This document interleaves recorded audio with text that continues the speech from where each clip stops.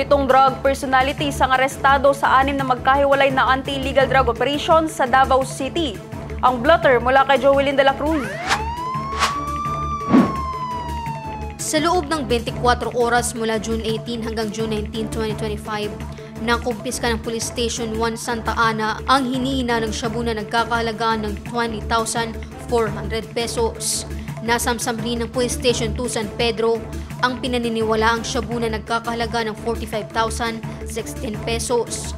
Sa Police Station 11 Baguio naman, nasamsam ang suspected shabu na nagkakahalaga ng 204 pesos. Ang Police Station 15 Ecoland, nakumpiska ng hinihinalang shabu na nagkakahalaga ng 14,076 pesos.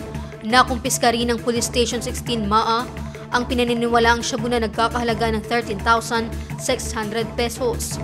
4,080 pesos na suspected shabu naman ang nakumpiska ng City Drug Enforcement Unit. Kinikilala at pinapahalagahan ng DCPO ang suporta ng mga opisyal na barangay, komunidad at local government unit sa pakikipagtulungan ng mga ito sa kampanya kontra illegal na droga. Joelyn de la Cruz, iMinds, Philippines.